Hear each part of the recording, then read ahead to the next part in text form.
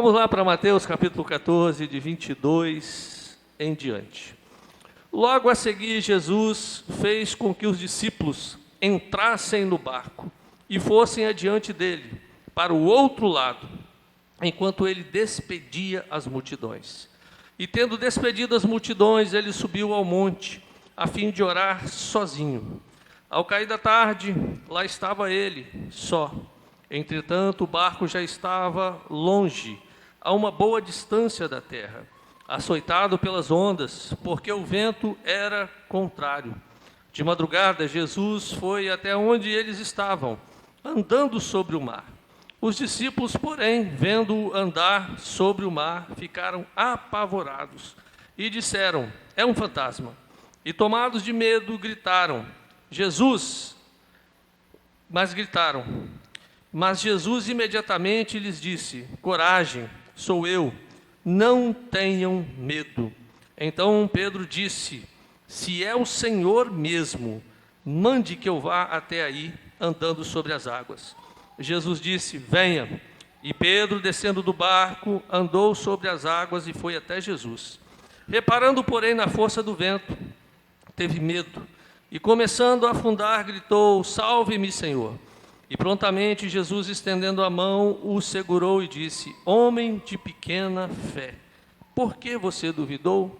Subindo ambos para o barco, o vento cessou, e os que estavam no barco adoraram, dizendo: verdadeiramente o Senhor é o Filho de Deus. Versículo 34, estando já no outro lado, chegaram à terra de Genezaré. Queridos, esse texto é um texto que eu já preguei várias vezes, várias ocasiões sobre ele. Na vida nós vamos passar por tempestades, na vida nós teremos dificuldades, e às vezes nós achamos que as provas já vieram, já passaram, e novas provas, elas vêm. E o que vai determinar a chegada até o outro lado é o quanto nós confiamos, o quanto nós cremos no poder que há no nome de Jesus. O que vai determinar o sucesso da nossa jornada é quem está no barco conosco, não é verdade? Se você estiver no barco com pessoas que não têm fé, que têm medo, você não vai andar sobre as águas. Mas esse texto, ele traz umas verdades muito lindas para nós. E eu separei aqui 7 princípios para que nós possamos atravessar a tempestade. Mas antes, eu queria que você entendesse o contexto histórico. A Bíblia diz que Jesus, ele tinha alimentado uma grande multidão. O que aconteceu? Jesus, ele estava ensinando, e a Bíblia diz que havia mais ou menos 5.000 homens.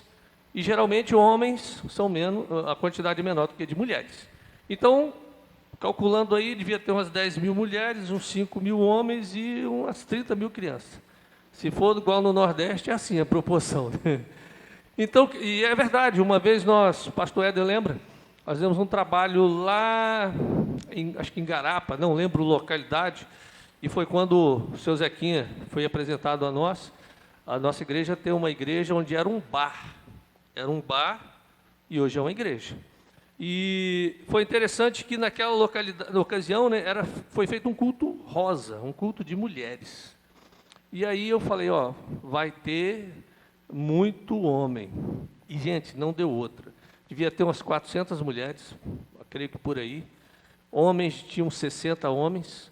Agora, criança, dava para puxar na enxada, encher caminhão em cima de caminhão de criança. Mas foi uma bênção. Esse trabalho lá, nós conhecemos o irmão Zequinha. Ele aceitou Jesus e pediu um culto. Foi interessante que ele pediu um culto, aí eu chamei o pastor Éder, aí eu falei: pastor, vai lá no estabelecimento comercial do seu Zequinha. Aí, na terça-feira, o pastor Éder foi lá fazer o culto, aí ele me liga: pastor, é um bar, e estava todo mundo bêbado. Mas ele pediu para voltar a semana que vem. E na outra semana, o seu Zequinha não tinha deixado ninguém beber, e na outra semana, o seu Zequinha aceitou Jesus e fechou o bar. E na mesma hora nós alugamos o bar, tiramos as bebidas e botamos uma placa: Igreja Batista. E até hoje está lá uma igreja que está crescendo, trabalho missionário muito bonito dos irmãos. Mas aí, queridos, Jesus ele tinha alimentado, essa grande multidão estava com fome, e a Bíblia diz que Jesus ele multiplica alguns pães e alguns peixes. Imagine que coisa fantástica. Aqui nós encontramos um jovem que no meio da multidão faminta, com certeza esse jovem estava com fome, porque ele levou comida, ele não almoçou, e ele doa a sua pequena oferta, que eram 5 pães e alguns peixes, e a Bíblia diz que Jesus multiplica e alimenta a multidão. Queridos, é aí que nós entendemos princípios, né? Quando nós doamos, aquilo que nós doamos multiplica, e volta para nós, muitas das vezes, até 100 por 1 daquilo que nós semeamos, tanto na vida de pessoas, quanto no reino de Deus. E, queridos, essa grande multidão, elas tinham acabado de ver Jesus fazer um grande milagre. Eu fico imaginando aquele momento, os discípulos estavam todos ali eufóricos, né? Ou seja, se eu tivesse visto uma grande multiplicação, eu estaria eufórico. E os discípulos estavam eufóricos. E nesse contexto, Jesus chega para eles e diz: passem para o outro lado. Com certeza, os 12 discípulos não queriam ir. Eles falam: mas Jesus, e o Senhor? Jesus falou: depois eu vou, mas e o barco? Eu dou um jeito. Querido, se não tem barco, Jesus anda sobre a água. E se não tiver barco para você, você vai andar sobre as águas. Você crê nisso? Talvez essa palavra é para você hoje, talvez não há uma solução para a sua vida, não há uma resposta para aquilo que você está passando. Então creia. Às vezes nós pensamos o seguinte: não tem jeito, não tem como.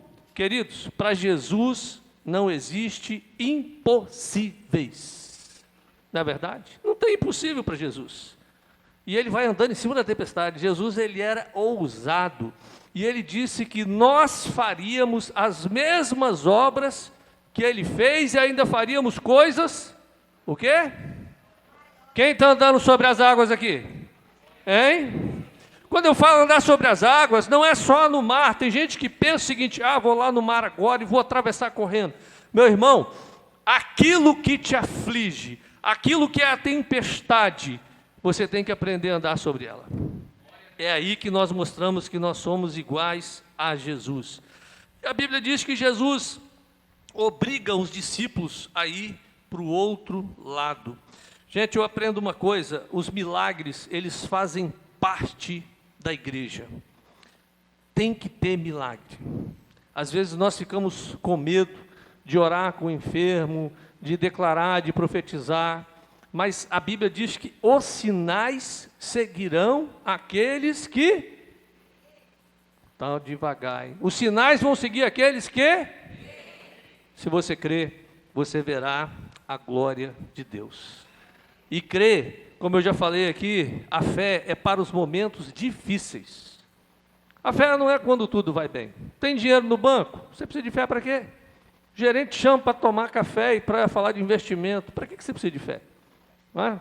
Você vai no médico, o médico fala: rapaz, você podia doar um rim, porque você está bem demais. Para que você precisa de fé? Chega em casa, aquela maravilha, né? Perfume. Vai assistir o jogo, o Brasil deu de 7-0 no Marrocos. Me perguntaram, né, pastor, e a final da Copa, vai ter culto? Porque geralmente a final da Copa é no domingo à noite. Vai ter culto? Depois de ontem eu falei: vai ter sim. Com certeza vai ter culto. Mas queridos, aí Jesus, ele vai andando sobre as águas. E aí interessante que os discípulos, eles são compelidos, Jesus os obriga a estar no outro lado. Aí quando nós entendemos o contexto da época, ali entre os discípulos, alguns ainda não sabiam quem era Jesus. Tanto é que a frase final dentro do barco foi: o Senhor é o Filho de Deus. Eles tinham dúvida. Ainda tinha dúvida. Judas, com certeza, ele estava pensando: Jesus vai nos libertar do Império Romano, porque aquele povo vinha num contexto de escravidão, 400 anos no Egito, depois, com o fim do Reino do Norte, foi escravidão na Síria, depois na Babilônia, e agora Roma dominava toda a Judéia, toda a Palestina, a Judéia. E aquele povo, eles esperavam um libertador político. E às vezes nós estamos querendo um libertador político para o nosso país. Mas, queridos, se Jesus não tiver um negócio, não vai ter liberdade. Então, político nenhum vai resolver o problema do Brasil. Não pense você que se trocar o político e não mudar o coração do homem, nada muda. Então, quando Jesus reina, é que tudo muda na vida das pessoas e na vida do nosso país também. Mas aí, a primeira coisa que nós aprendemos é que obedecer não nos isenta da luta. Olha, os discípulos não entraram no mar bravio por rebelião, mas por obediência direta a Cristo. Jesus falou: entrem no barco e vão para o outro lado. No meio da tempestade, eles poderiam estar reclamando: poxa, Jesus sabia que ia ter tempestade, por isso é que ele não veio. Não é? Às vezes a gente fala assim: cheguei para Jesus e estou cheio de problema. Eu não sabia que o cristianismo dava tanto problema. Não é que dá problema, é que você começa a ver os problemas. Porque quando você está anestesiado no mundo, você não vê o mundo. O mundo parece um paraíso, né? Agora, quando você chega para Jesus, você vê, e o mundo, ele já se torna algo que você quer transformar pelo poder que há no nome de Jesus. Queridos, nós não estamos imunes às tempestades. Vamos ter problemas. Vai ter enfermidade, vai ter luta de alma, vai ter dificuldade no casamento. Às vezes as pessoas se casam e elas falam o seguinte: eu casei para ser feliz. Meu irmão, se você não for feliz, não se case. Não se casa para ser feliz, se casa porque você é feliz. E aí, com certeza, vai ter felicidade. Agora, se você esperar a expectativa de uma mulher ou num homem, você vai naufragar. É igual aquela história, né, de um livro que nós já lemos aqui: 2 pulgas e um cachorro. As pulgas é o marido e a esposa, e o cachorro é o casamento. Os dois estão sugando. Aí, se o cachorro morrer, morrem as pulgas. Não é verdade? Então, por isso é que nós somos daqueles que doam e não daqueles que só recebem. Mas a tempestade, ela vai nos atingir mesmo quando fazemos exatamente o que Deus ordenou. Olha, Jó, um homem mais justo da sua época, a Bíblia diz que ele passou por um momento de grandes perdas. Perdeu as finanças, perdeu a saúde e, acima de tudo, a pior delas, perdeu os filhos. Que dor, né? A dor de Jó. Deus não isentou ele de passar pelas provações, mas Deus se fez Deus na vida de Jó e fez restituidor em dobro na casa de Jó. Coisa fantástica é o que Deus faz a cada um de nós. E outro princípio que nós aprendemos é que o tempo do socorro é diferente do nosso tempo. O Cronos é diferente. Às vezes nós estamos, no nosso relógio, a gente ora e fala: Senhor, responde. Aí Deus está lá. Senhor, responde. Aí a pessoa vem e ora um dia, vem numa quarta-feira. Gente, culto de quarta-feira é uma bênção. E eu fico feliz de ver que da igreja está vindo poucas pessoas, porque não estão precisando de oração, né? Porque se a pessoa tivesse precisando, estaria na quarta-feira. Está dando muita gente de fora. Eu falo: glória a Deus, a nossa igreja não tem problema.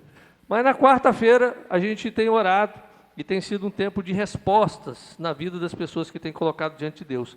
Mas aí, queridos, nós vemos que a Bíblia diz que Jesus fala que Jesus veio na 4ª vigília da noite. A primeira vigília, a partir das 18 até as 21 horas, ou seja, nós estamos lutando na nossa capacidade. Ainda dá para tirar a água do barco. Com certeza, Pedro, um grande pescador, já tinha passado por esse mar, já tinha passado por tempestades. Pedro estava no comando do barco e dizendo: vamos lá, tira a água. E todo mundo com força, primeira vigília, tranquilo, e brincando, Olha, você viu os milagres dos pães? Joga água fora. Olha que coisa maravilhosa, joga água fora. Primeira vigília estava todo mundo tranquilo. Chega a segunda vigília, de 21 à meia-noite.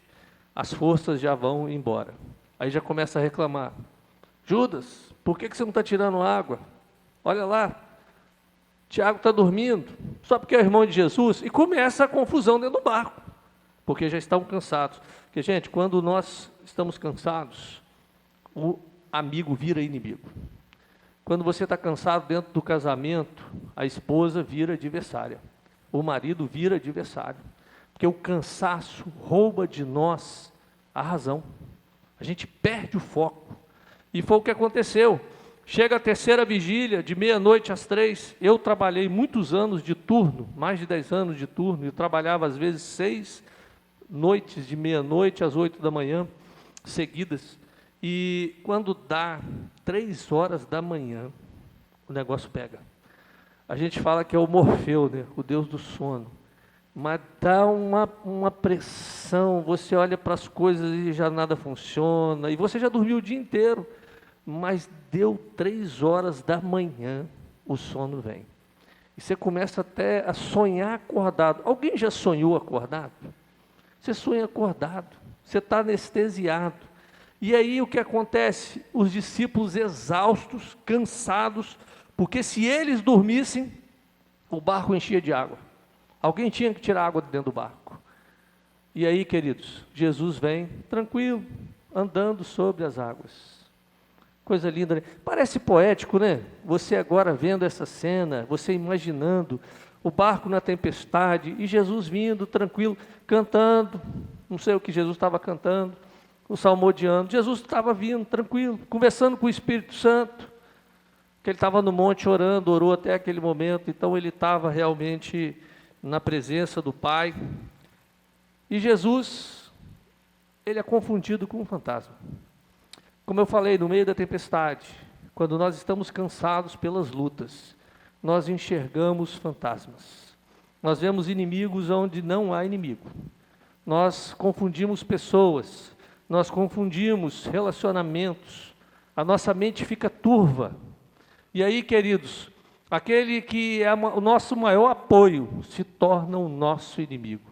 Jesus, que era o multiplicador de pães, Jesus, que era aquele que fez milagres, Jesus, que é aquele que ensinava, agora Jesus, para eles, se torna um fantasma.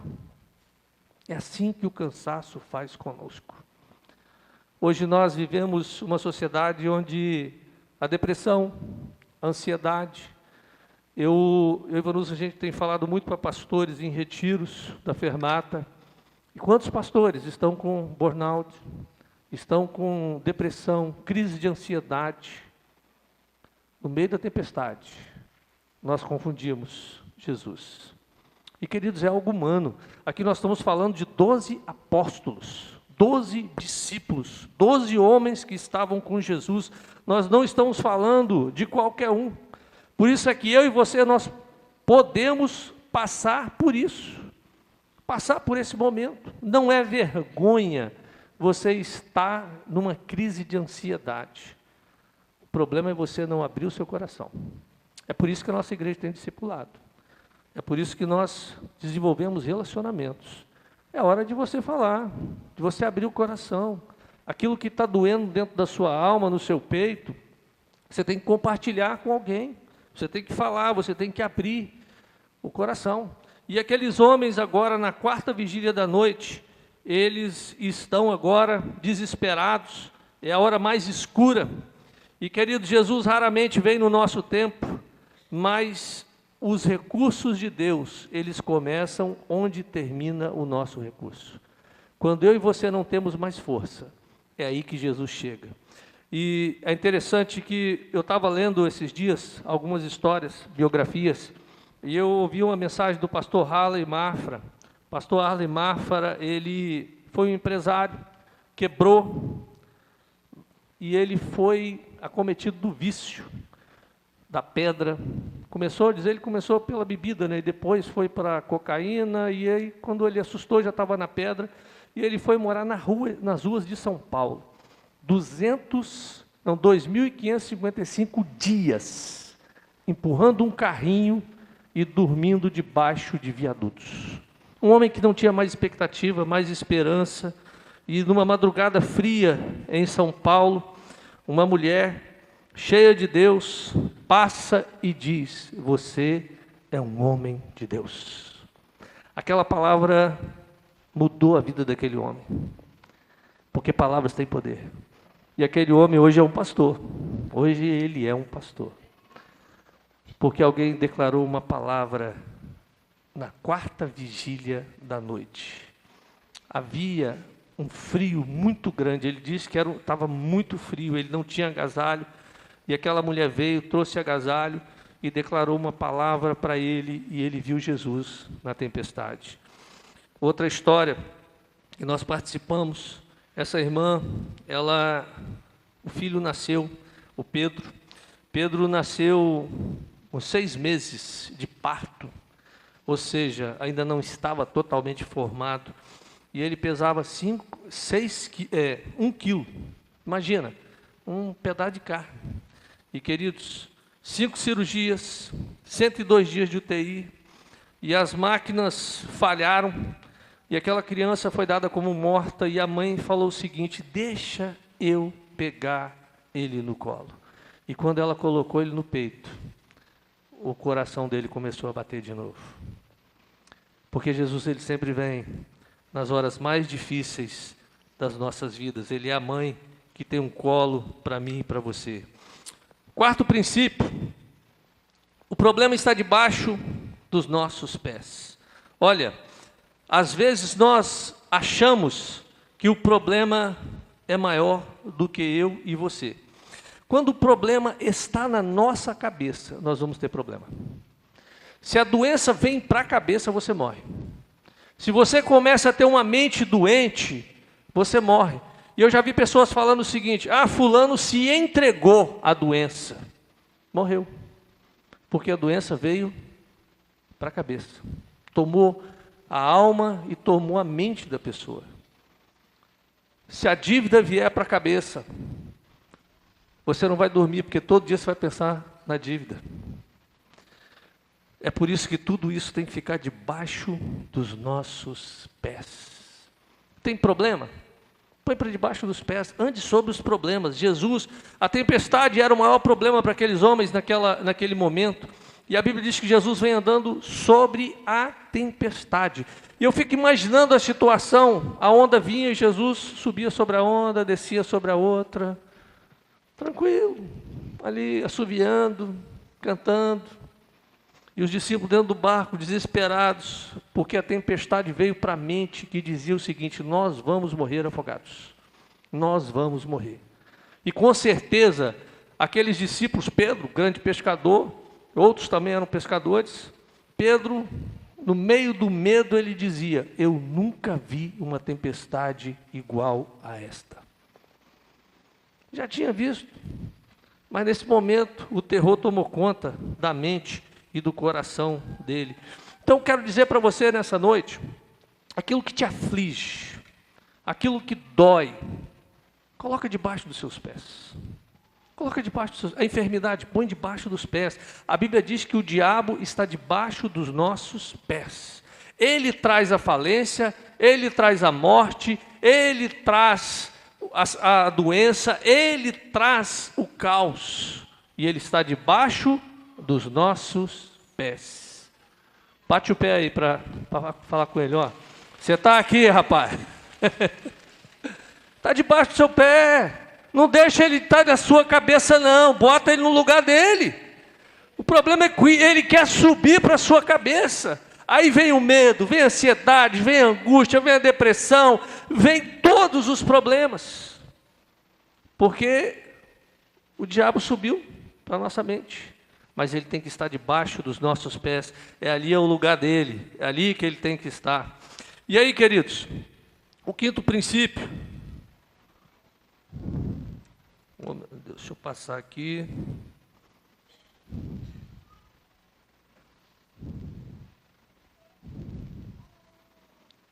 Quinto princípio: a verdade dissipa o medo. Olha, os discípulos eles começaram a se tornar místicos, né?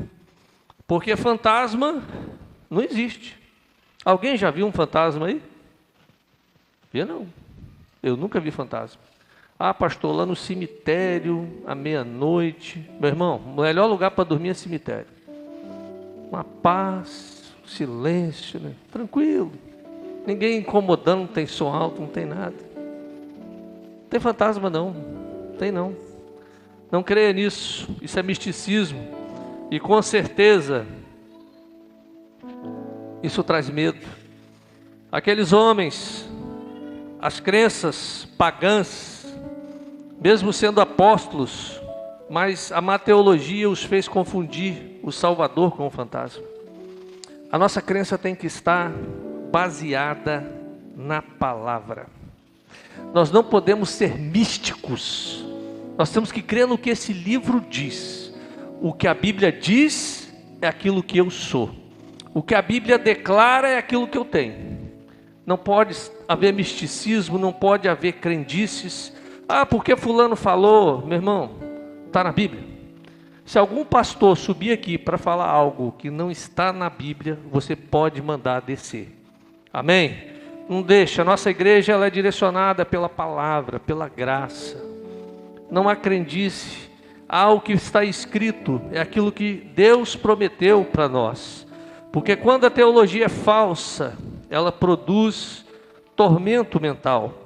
Eu recebi uma pessoa em uma igreja que eu pastoreava, e essa irmã veio de uma, eu vou chamar de seita, porque o evangelho distorcido não é o evangelho do Senhor. E essa igreja dizia que salvação era só naquela igreja. E aquela mulher, devido a algumas circunstâncias, ela saiu dessa igreja, e ela começou a vagar, com medo, e ela achava que ia para o inferno. E ela um dia me procurou, foi num culto, ela falou: pastor, eu tenho muito medo de ir para o inferno. Eu falei: mas é mesmo? Eu falei assim: eu tenho medo, porque eu falhei com Deus. Falhou com Deus, falhei. E ela começou a falar, né? Porque ela saiu da igreja, o que ela fez, ela foi considerada na igreja uma pessoa imoral, impura, por coisa simples. Ela estava num lugar que não deveria estar, usando a roupa que alguns acharam que não era conveniente. E ela foi expulsa da igreja. E ela falou: pastor, eu vou para o inferno. Eu falei assim: mas por que você vai para o inferno? Porque eu pequei contra Deus. Aí eu falei assim: é mesmo? Aí tem hora que você tem que ser bem didático, né? E aí depois que ela terminou, eu falei assim: minha irmã, essa igreja que você estava, ela tem quantos anos? Ah, pastor, uns 40 anos. Eu: pois é. Então, da morte de Jesus até hoje, essa igreja não existiu. Então, quem nasceu antes dessa igreja, está todo mundo no inferno. Aí ela parou e falou assim: minha irmã, salvação é pela graça. É uma obra que nós não merecemos. Eu não mereço ser salvo. Se Deus for olhar para a minha vida, o inferno é o meu destino. Mas quando Deus olha para mim e vê Jesus, o céu é o meu destino. Porque nós somos salvos pela graça. Nenhum homem tem a perfeição de chegar até Deus, só Jesus.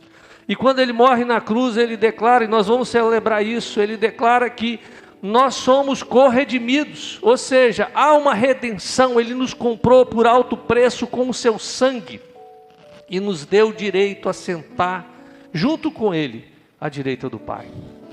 E depois que eu falei essas coisas, essa irmã abriu um sorriso e ela falou: pastor, então eu vou para o céu. Eu falei assim: se você recebeu Jesus como seu Senhor e Salvador, você vai para o céu. Igreja não salva, pastor não salva, placa não salva. Então, queridos, o que cura o medo é a pureza do Evangelho.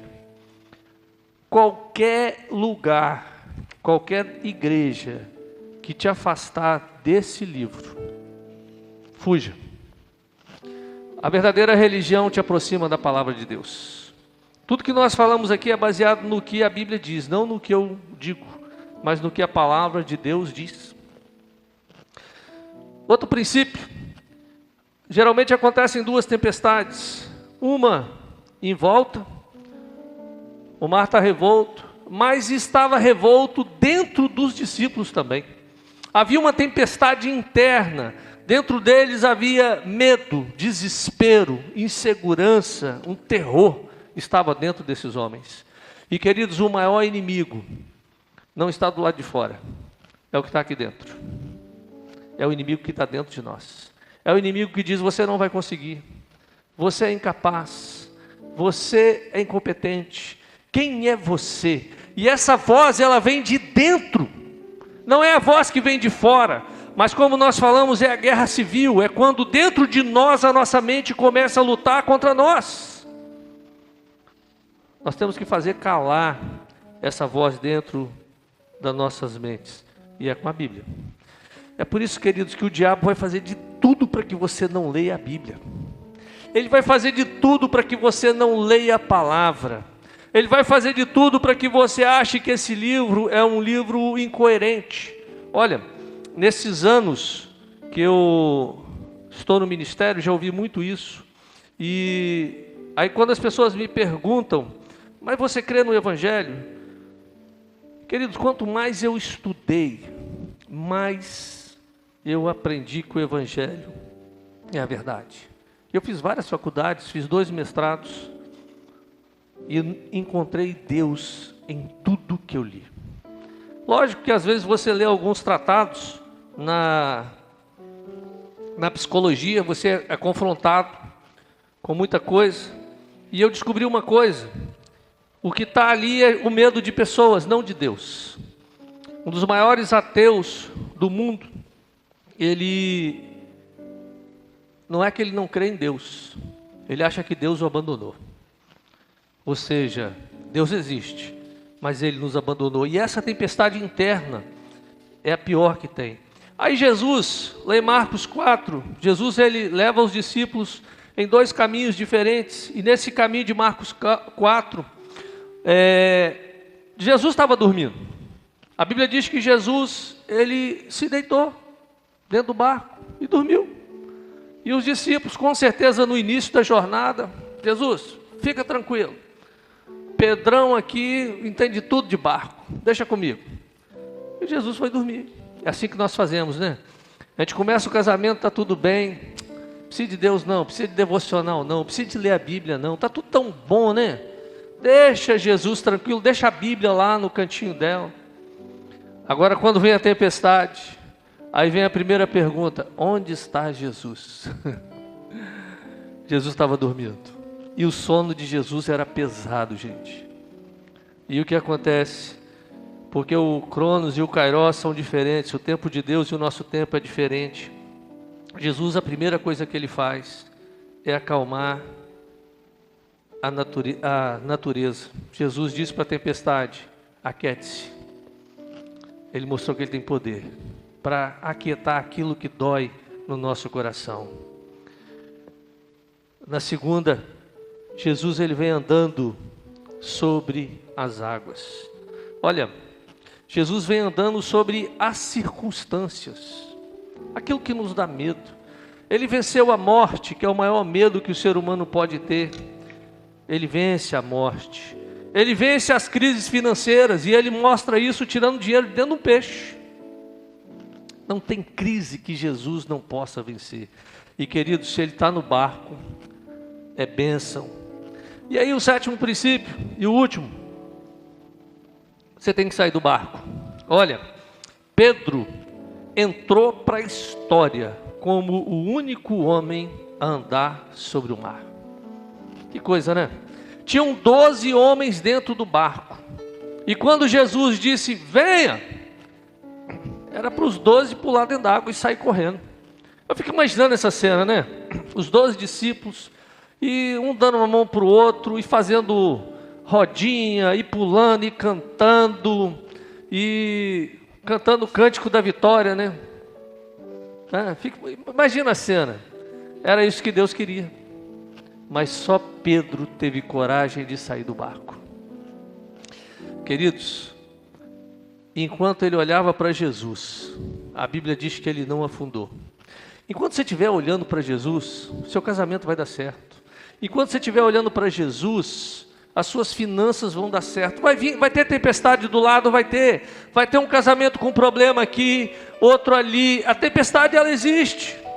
Vai ter problema financeiro, vai ter. Agora, se você ficar olhando para o problema, você vai afundar no problema. É por isso que o nosso olhar é para Jesus. Enquanto você olha para Jesus, se você olhar para Jesus, você não sai da igreja, porque dentro da igreja tem um monte de picareta. Se está do seu lado, não olha. Tem, é a igreja. Ah, não vou para a igreja porque o pessoal ali tem um caloteiro. Gente, é a igreja. Não olha para homem, olha para Jesus. Amém? Olha para Jesus, porque Ele é o nosso Salvador. Não olha para as pessoas, porque se você olhar para as coisas, você vai afundar. A distração, Ele repara na força do vento. O problema não foi a tempestade, mas foi a incredulidade. Tirar os olhos de Jesus faz afundar. Tirar os olhos de Jesus faz a crise crescer. E ela, quando cresce, ela te engole. O problema te engole. Olha, esse mesmo Jesus que estava andando sobre a tempestade, hoje Ele está à direita de Deus, intercedendo por nós. Hoje Ele está dizendo assim: sai do barco, vem. Ele está falando para você: sai do barco e vem. Não fica no barco não. E tem gente agarrada no barco falando: eu não vou sair. Tem gente segurando o remo, agarrada no barco. E Jesus fala: sai do barco. Tem gente procurando terapeuta online, tem gente procurando gerente de banco, procurando agiotas, fugindo para jogo. Isso é ficar grudado no barco.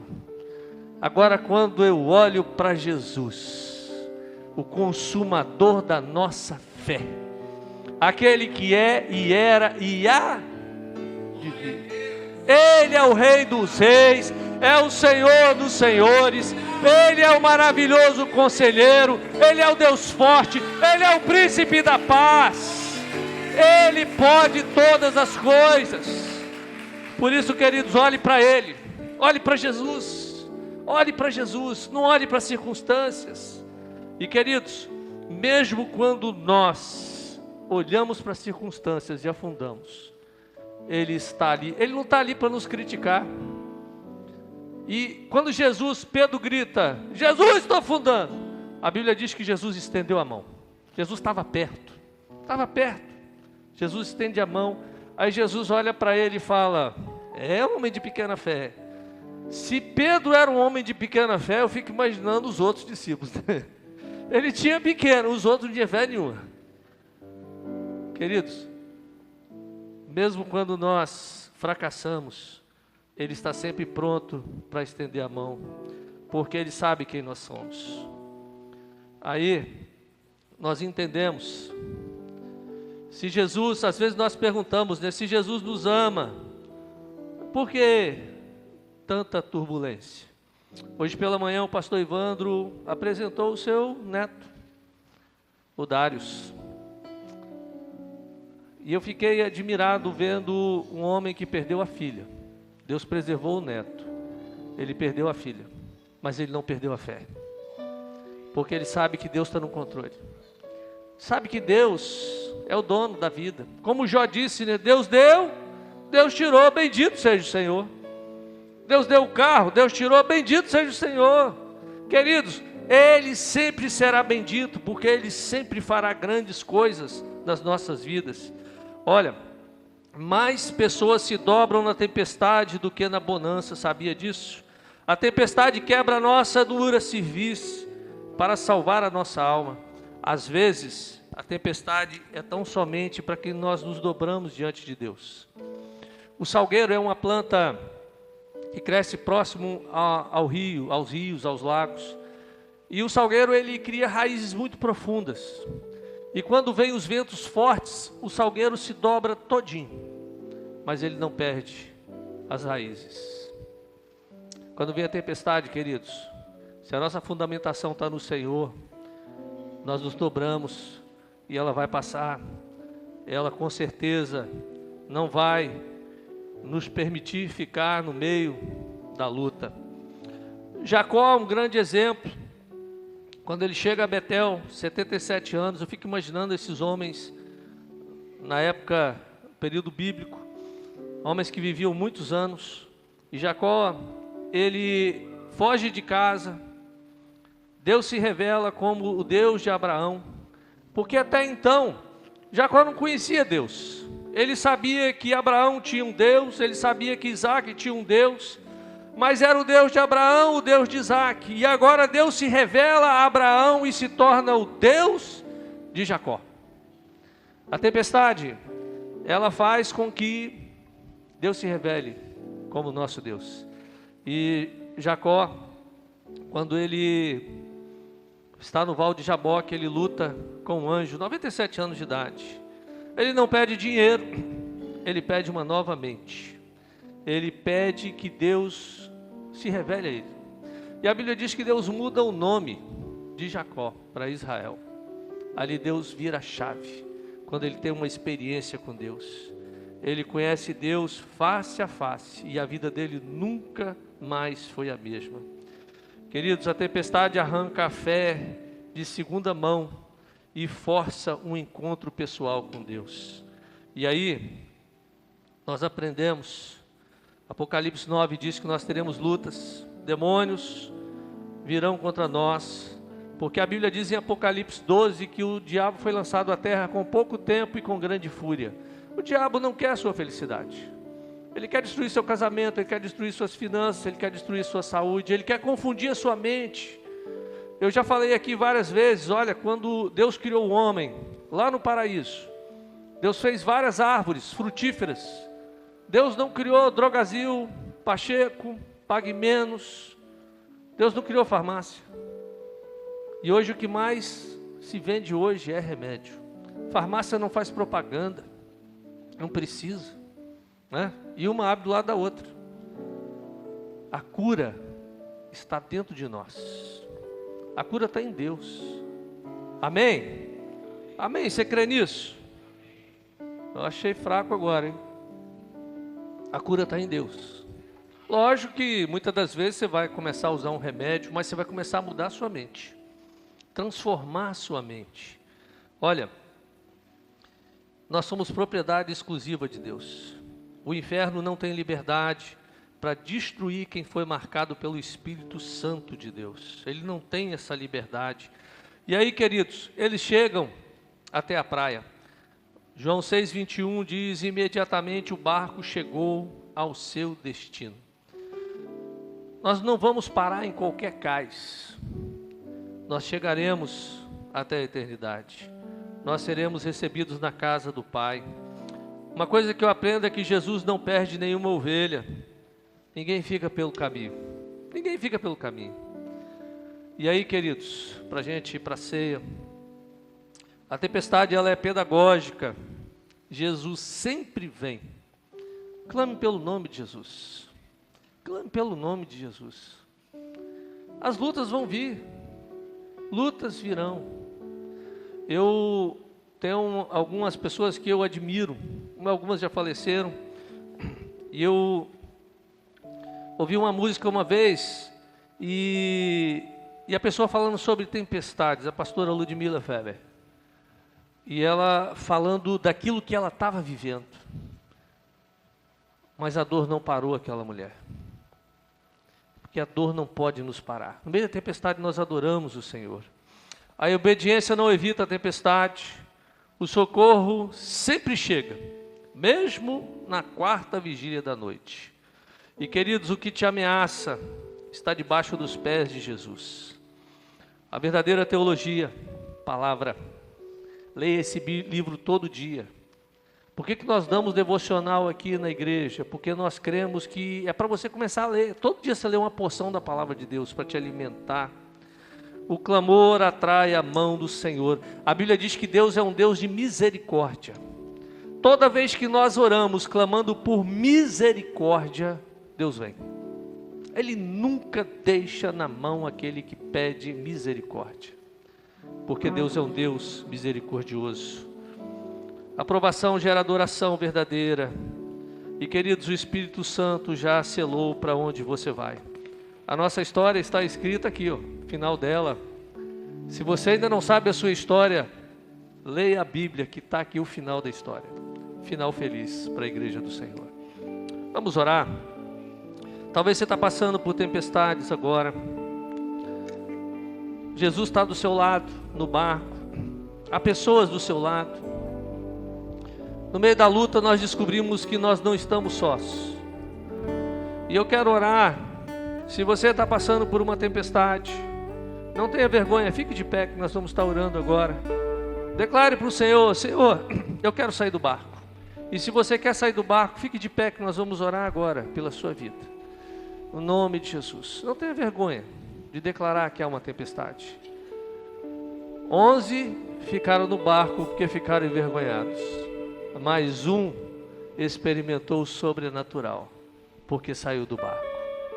E eu quero te desafiar a ficar de pé e colocar aquilo que te aflige debaixo dos seus pés.